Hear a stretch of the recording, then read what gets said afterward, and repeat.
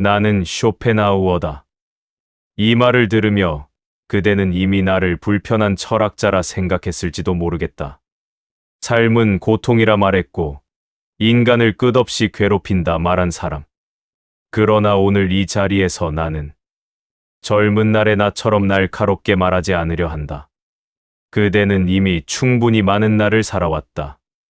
위로가 필요 없는 사람인 척하지만 사실은 누구보다 조용한 위로를 기다리는 나이가 되었음을 나는 알고 있기 때문이다. 지금 이 말을 듣는 그대에게 묻고 싶다. 요즘 마음은 어떤가? 몸은 예전 같지 않고 사람은 하나둘 멀어지고 아침에 눈을 뜰 때마다 오늘도 무사히 지나갈까? 이런 생각이 먼저 들지는 않는가? 이제 그대는 더 이상 무언가를 증명해야 할 나이가 아니다. 그러나 아이러니하게도 마음은 오히려 더 복잡해졌을 것이다. 나는 오늘 왜 나이가 들수록 마음이 더 힘들어지는지, 그리고 왜 어떤 사람은 오히려 늙어갈수록 마음이 가벼워지는지 그 차이에 대해 말해보려 한다. 이 이야기는 그대를 설득하려는 말이 아니다. 다만 그대가 살아온 시간을 조금 다른 시선으로 바라보게 만들고 싶을 뿐이다. 젊었을 때 우리는 모두 착각 속에 산다. 행복은 미래에 있다고 믿는다. 조금만 더 벌면, 조금만 더 인정받으면, 조금만 더 버티면 마음이 편해질 거라 생각한다. 그러나 나는 오래전부터 말해왔다. 인간은 원하는 것을 얻는 순간보다 원하는 것을 바라며 사는 시간이 훨씬 길다고. 그리고 그 시간은 대부분 불안과 결핍으로 채워진다고. 그대도 그렇지 않았는가? 아이들 키우느라, 집 하나 마련하느라, 직장에서 버텨내느라, 마음 편할 날은 언젠가 올 거라 생각하며 지금의 불편함을 참고 살지 않았는가? 하지만 돌아보면 어떤가? 마음이 완전히 편했던 시절이 과연 있었는가? 나는 그래서 말한다. 삶이 힘들었던 이유는 그대가 약해서가 아니다. 삶의 구조 자체가 원래 그렇게 설계되어 있기 때문이다. 욕망은 채워지는 순간 다른 욕망을 낳는다. 인정받으면 더 큰 인정을 원하고 안정되면 더 완벽한 안정을 원한다. 이것이 바로 인간을 끊임없이 피곤하게 만드는 보이지 않는 굴레다. 그러나 나이가 들면 이 굴레에 균열이 생기기 시작한다. 이제는 안다. 아무리 애써도 모든 것을 가질 수는 없다는 것을.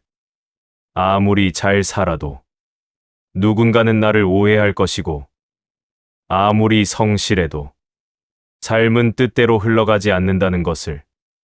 이 깨달음은 젊은 시절에는 패배처럼 느껴진다. 하지만 인생의 후반부에서는 이것이 해방이 된다.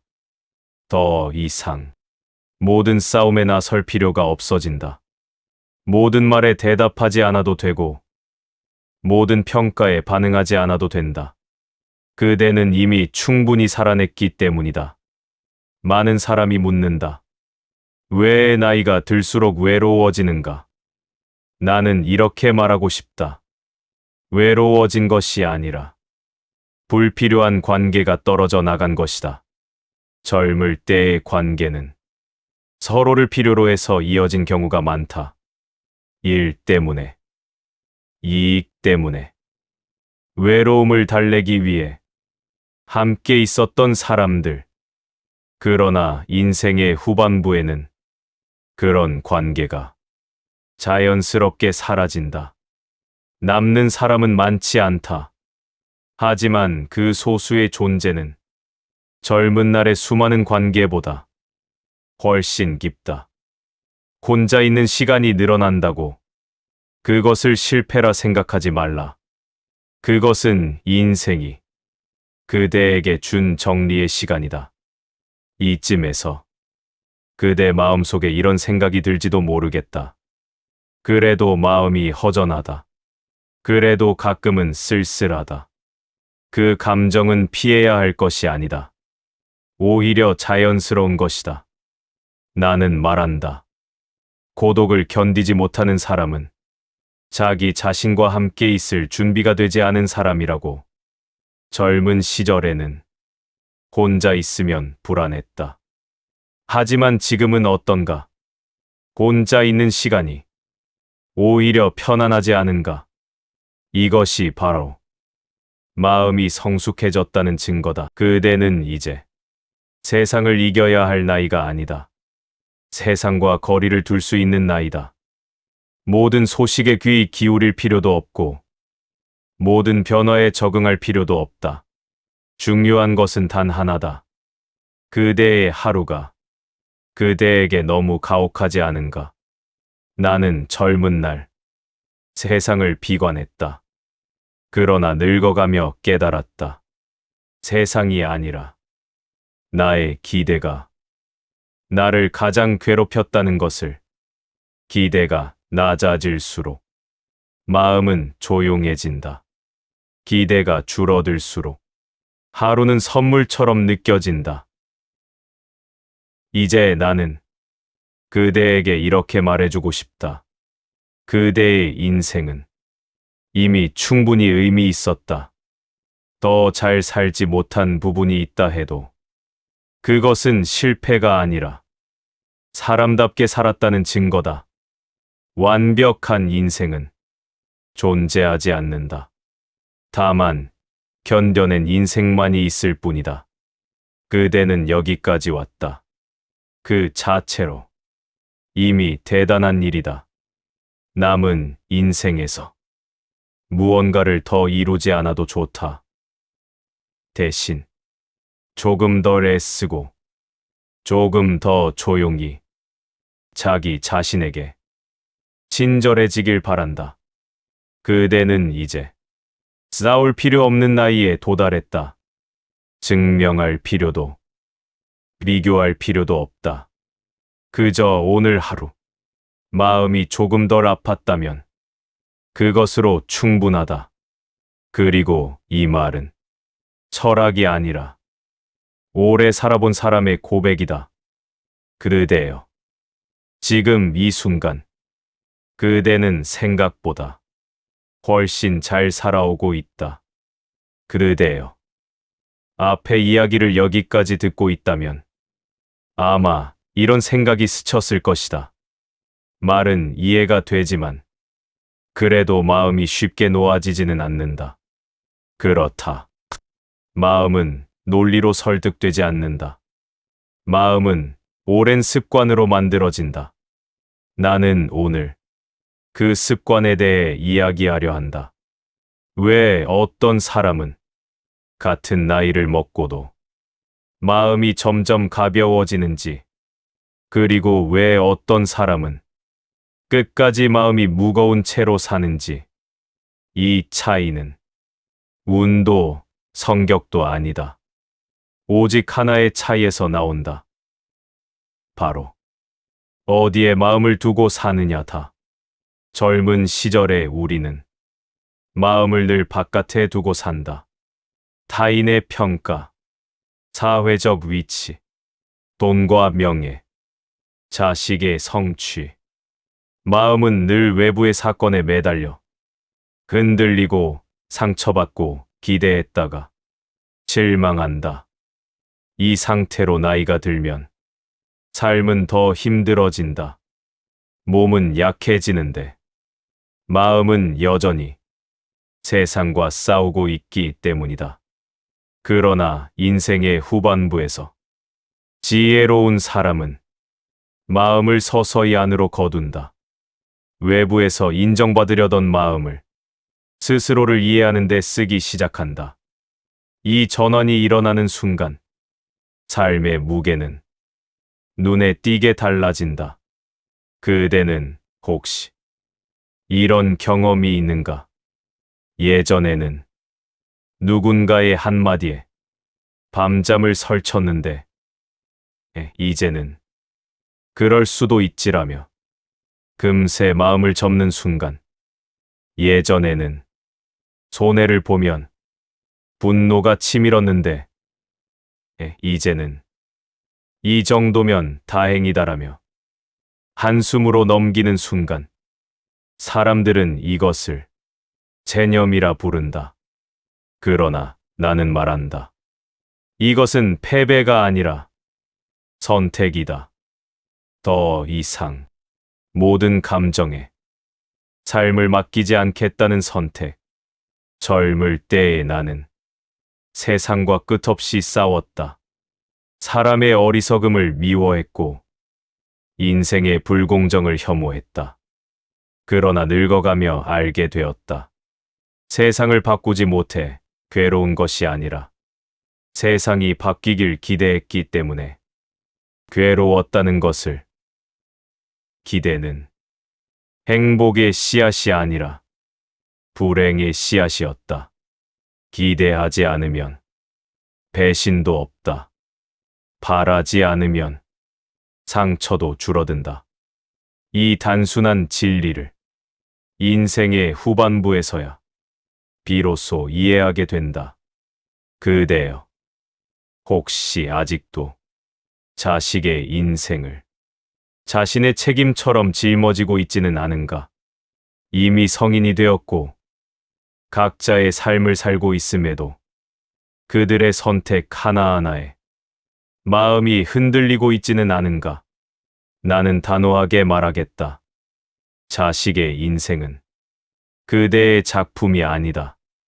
부모의 역할은 길을 대신 걸어주는 것이 아니라 넘어질 수 있는 땅을 너무 험하지 않게 만드는 것뿐이다.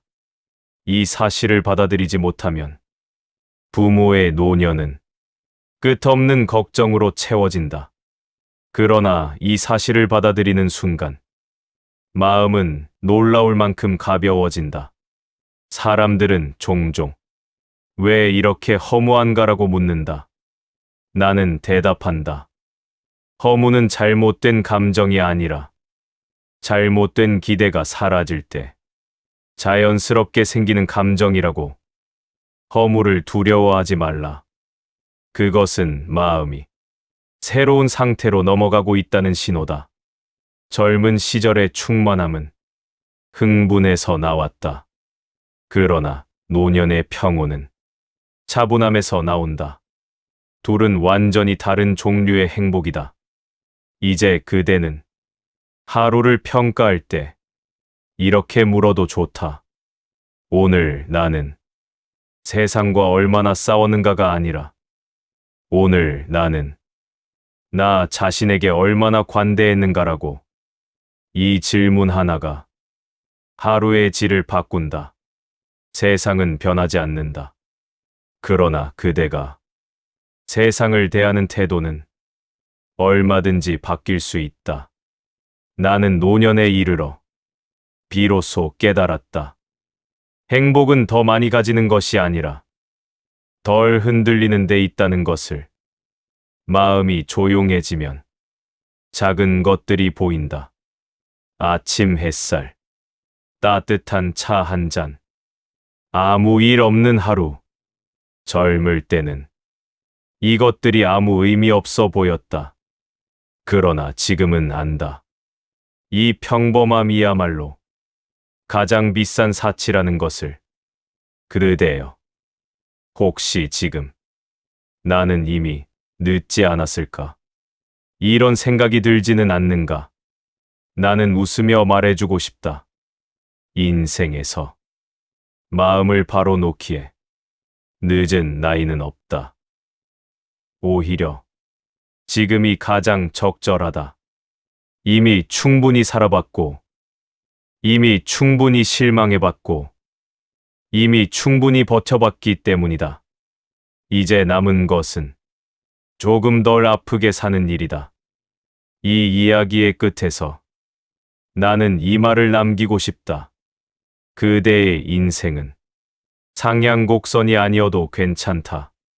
잔잔한 하향곡선이어도 그 안에 평온이 있다면 그것으로 충분하다. 다음 이야기에서는 왜 고통이 줄어들수록 삶의 의미가 더 또렷해지는지, 그리고 노년의 마음이 어떻게 가장 깊은 자유에 도달하는지 이야기해 보려 한다.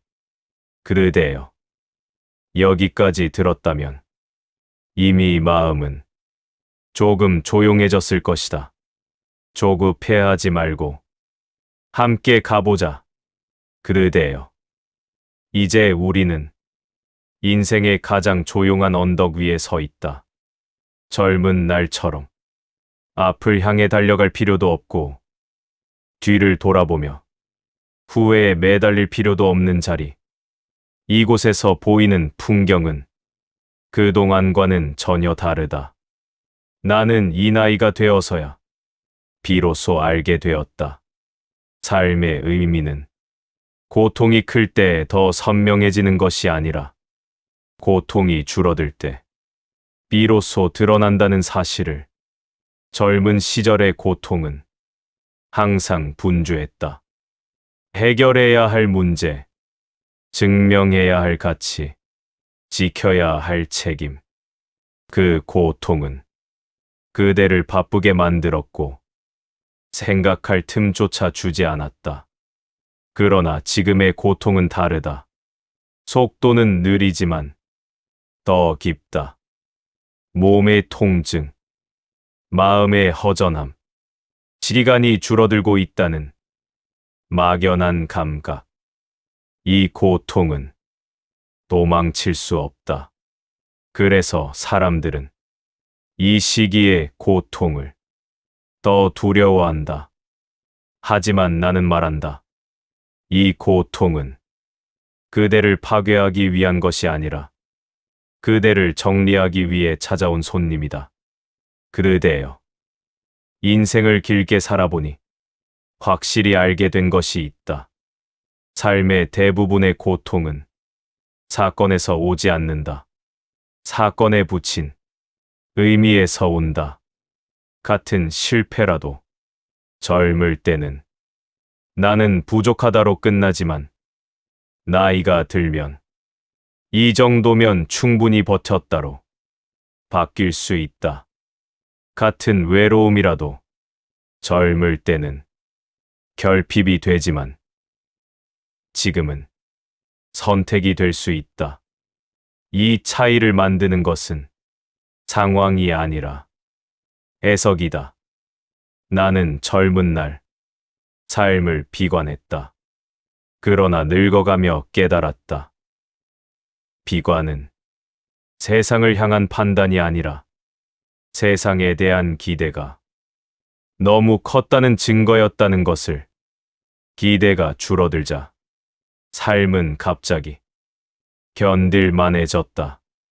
기대가 사라지자 하루는 생각보다 온화했다. 그대여, 혹시 아직도 그래도 내 인생은 어딘가 부족했다, 이런 생각을 하고 있는가? 나는 이 질문을 이렇게 바꾸고 싶다. 그 부족함 덕분에 나는 여기까지 올 수 있지 않았는가? 상처가 없었다면 그대는 이만큼 깊어지지 못했을 것이다. 후회가 없었다면 타인의 아픔을 이해하지 못했을 것이다.